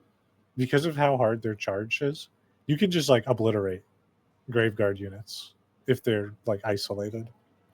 Now, I have to be afraid with the Blood Dragon Lord, because at any point he can click the Rampage button and bring my dragon to the ground. And because of that, I'm going to put myself in the worst position possible, where I'm only slightly ahead of him. I was looking back into my spawn because I called in a Cryptor, and I was like, where is he? Which one did I call it out of? But Cryptors are going to be out for mass. I drop a zombie summon to tar pit Scarbrand's advance. But so he gives up the Rampage. Yeah, he gives up the option. He sees I'm going back to my army. And Bob's going to posture up like a little bit. We're both kind of waiting for like a few units before we really pull the trigger and just mosh. But the Cryptors are kind of good at stopping these Blood Thrones with their massive poison. And another Cryptor will be coming back. So at this point, both of us are going to pull the trigger. So Bob is going to send the Knights of the Brazen Throne and the Blood Hero back to attack my Cryptor because it's isolated. I'm going to pull the trigger, turn around, and jump Scarbrand, because now Scarbrand is alone. So we're kind of going to do this little trade. So I pop everything on my Blood Dragon Lord. And unfortunately, hump the ground, but we get some good damage in, you know. He's in Spearman, Horrors. The Mortis Engine's going to come, so these guys now deal magic damage, relevant against demons. And the Knights of the Brazen Throne, like, don't do that much damage to monsters. And now that they're stuck fighting a monster, they're going to be paying for it. So Bob pulls the trigger, Scarbrand's hurt. We have to come protect our prince. So I'm just going to try to, like, block him off a little bit. Summon some zombies, and now he pulls the Rampage trigger. But this is a fight that's good for me. His army's out of position. And now that he's kind of funneling in, I can kind of cut him off. And the next summon I think I have is coming out, which is a Blood Knight. I just need something like heavy hitting. It's going to come out soon, but something heavy hitting that can kind of harass the Marauder Horsemen. And more importantly, I'm thinking about if I can surround Scarbrand with them, like under the effects of the Mortis Engine, they can kill Scarbrand pretty quick. Yeah, they are. Yeah, the Marauder Horsemen I probably should have been a little more wary about. Those guys do a lot of damage.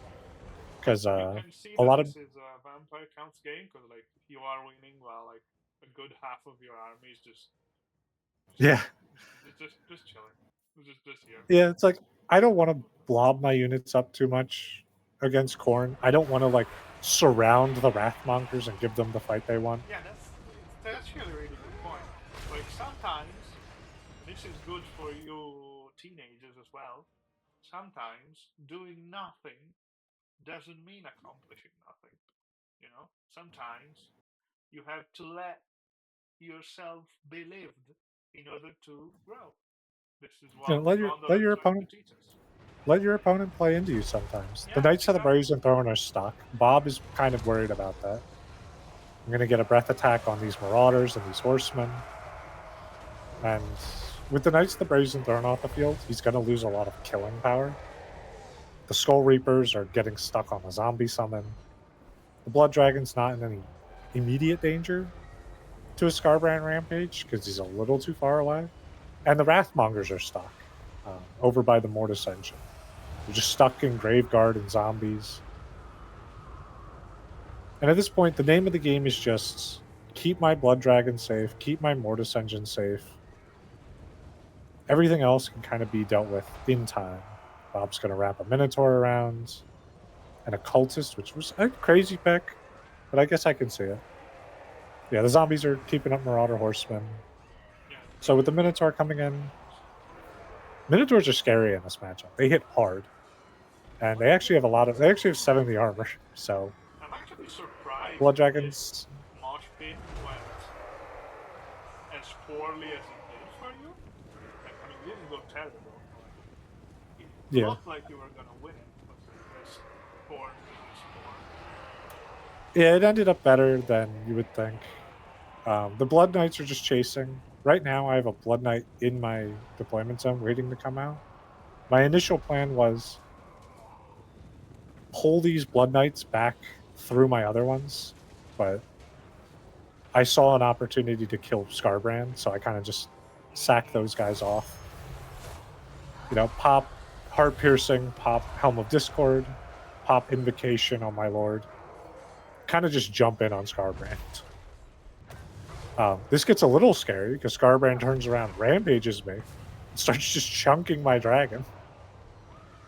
But the Core Knight army is starting to run out of steam. The Minotaurs got stuck out of the fight for too long. Like, if the Minotaurs had been there to help, it would have been one thing. The Skull Reapers have just been in an infinite tide of zombies this whole time. I really like these I mean, I hate them, but I really like the position. It's something you do to the maximum annoyance. Yeah, with Marauder Horsemen throwing axes, especially the Khorne ones, it's imperative to keep them out as much as possible. Even if this zombie doesn't do anything else, like you can see, he has Fire at Will on, so he wastes some ammo. But even then, if the zombies are just chasing them and pushing them away, That's more time that my lord has to do damage. And at this point, Scarbrand died. Yeah, there's no more meat to this. There's no more meat. One meaty call is going to come out. I think Bob has left, but it's like it's up to the cultists, the blood, whatever. What the fuck A is very this? loud, a very loud Felbat summon comes out to harass the horsemen.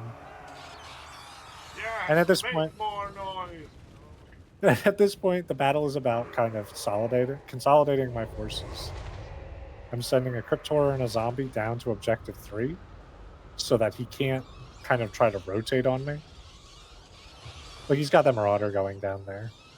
Blood Knight kind of being thrown to the wind. I'm, like, looking at this Blood Knight up here, trying to move him around. But he keeps getting caught on things, and I'm trying to look at the bottom of my screen. So I kind of just throw him out into the open. But otherwise, yeah, it's like Bob makes a play for the bottom objective. I detach a Grave Guard from my contingent, and I start putting zombies and Cryptors out. And I believe the Slaughter Guard is about to make an appearance from over on Bob's side of the field. Yeah, he's banking up 1,700. Seems a bit Here they late come. now. It is, but Slaughter Guard are also a very hard unit for vampires to deal with when they're at, full health. Slaughter Guard have unyielding assault. They're a halberd unit, so they can kill Cryptors, and they actually trade very well into Grave Guard because they hit freakishly hard as chosen. So it's not a bad call in theory. Just probably should have been the first call in, but it's also a very cool unit. Yes, that is true. At this point, it's like a lot of it is just consolidating on the bottom, winning down there. Oh, And well, someone is here, but I don't think it's yeah, if the Wrathmongers had been there, it could have been a better fight, but he's kind of just, pulling back up to his last objective to try to hold there. And I'm just going to funnel a couple units. I keep a Grave Guard down on objective 3 a little too long. I was waiting to see where the Slaughter Guard went, and I kind of, waited a little too long, got distracted. But it's just, from here, it's just the vampire counts pushing advantage. Terror routing off a bunch of things. Way too long to get there. And, Khorne units are fairly resilient. They're annoying to get rid of. But there's almost nothing Bob can do at this point. It's just been a little too much. But that tends to be how the matchup goes. It's like one big decisive fight. And whoever loses, you kind of just limp out the rest of the game trying to get back into it. But, Bob is he's a good player. Always brings cool builds, so. Absolutely. This was a more exciting replay than most. It's like a lot of replays against vampire counts are going to be like some degenerate Cheeser Lord combo. You're going to see, like, I could have sent in a replay that was like Kislev Monster Mash. I have like 5 of those games of people losing with Kislev Monster Mash. I tried it, and it doesn't seem to be the way, in my opinion. But that's how a lot of vampire count games end up going. It's like, it's not a very flashy game. It's more about doing the right thing, knowing when to push, having like a game plan. Like I know a lot of young aspiring vampire count players struggle with that, as well as Warhammer players in general. Not having a proper game plan when you come in, like not having the right units, not having an idea of when you want to push, can cause you to lose a lot of games, especially with this faction. If you mess up a push with vampire counts and you just burn off a bunch of your chaff, you're probably going to lose. So you have to know, or have at least an idea of when it's safe to push in, and what units you need out on the field. Sometimes it's just calling in like 3 Cryptors and then moshing forward with like a shit stack of 20. Sometimes, like in this game, it's getting like a Mortis engine into place. It's getting Cryptors out. It's like, because vampire counts don't have that many units, the the game is less about build variety. It's more just about how well you can actually execute it. Bob's about to tap out, I believe, around here. So, do you have Because, any like final tips for, I guess, a prospective vampire counts player, except like remove all your friends from Discord or something like that? hey, for the perspective out there, just remember you're going to be on the right side of history. When Nagash's DLC comes out, um, we're going to be the ones on top of the world, above all these disgusting Norskin players and Slanesh players. Nagash will reign supreme. So just be humble when that happens. Okay, so thank you very much. That was actually a lot more informative than I thought. Um, do you have any last words or shout outs to the. I could argue even like 100 viewers, maybe? I know I said dozen, but we could push into the 100, maybe. If I you mean, think with that. my face out there, it's going to Exactly. be I mean, thousands. the thumbnail is really cool, so it might work. I mean, just be out there gorsting it. That's all I got to say to the people. I, I mean, I can't argue with that. I'll see you guys soon, and thanks again to Gondola. Anytime.